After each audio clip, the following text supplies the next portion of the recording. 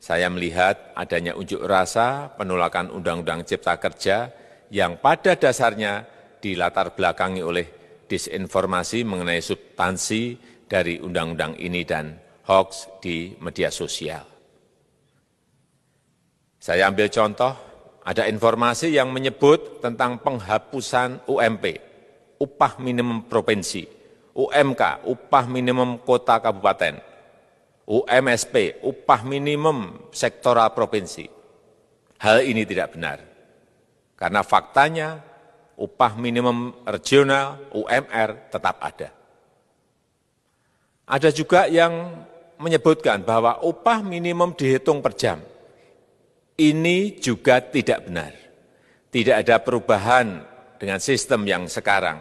Kemudian adanya kabar yang menyebutkan bahwa semua cuti sakit, cuti kawinan, cuti khitanan, cuti baptis, cuti kematian, cuti melahirkan, dihapuskan.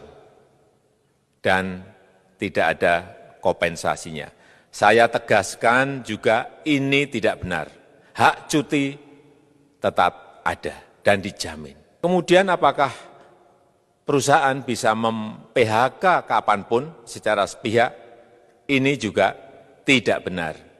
Yang benar, perusahaan tidak bisa mem-PHK secara sepihak. Kemudian juga pertanyaan mengenai benarkah jaminan sosial dan kesejahteraan lainnya hilang. Yang benar, jaminan sosial tetap ada. Yang juga sering diberitakan tidak benar adalah mengenai dihapusnya AMDAL, analisis mengenai dampak lingkungan. Itu juga tidak benar. AMDAL tetap ada. Bagi industri besar harus studi AMDAL yang ketat. Tetapi bagi UMKM lebih ditekankan pada pendampingan dan pengawasan. Ada juga berita mengenai Undang-Undang Cipta Kerja ini mendorong komersialisasi pendidikan. Ini juga tidak benar. Karena yang diatur hanyalah pendidikan formal di kawasan ekonomi khusus, di KEK. Sedangkan perizinan pendidikan tidak diatur di dalam Undang-Undang Cipta Kerja ini. Apalagi perizinan untuk pendidikan di pondok pesantren. Itu tidak diatur sama sekali dalam Undang-Undang Cipta Kerja ini. Dan aturannya yang selama ini ada tetap berlaku. Saya tegaskan juga bahwa Undang-Undang Cipta Kerja ini tidak melakukan resentralisasi kewenangan dari pemerintah daerah ke pemerintah pusat. Tidak ada. Saya perlu tegaskan pula bahwa Undang-Undang Cipta Kerja ini memerlukan banyak sekali peraturan pemerintah atau PP dan peraturan presiden atau Perpres. Jadi setelah ini akan muncul PP dan Perpres yang akan kita selesaikan paling lambat 3 bulan setelah diundangkan. Kita pemerintah membuka dan mengundang masukan-masukan dari masyarakat. Dan masih terbuka usulan-usulan dan masukan dari daerah-daerah.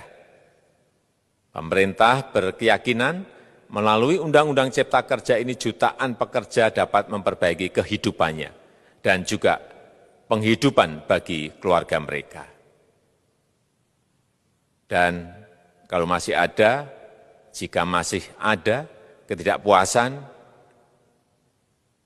terhadap Undang-Undang Cipta Kerja ini, silahkan mengajukan uji materi atau judicial review melalui MK, Mahkamah Konstitusi.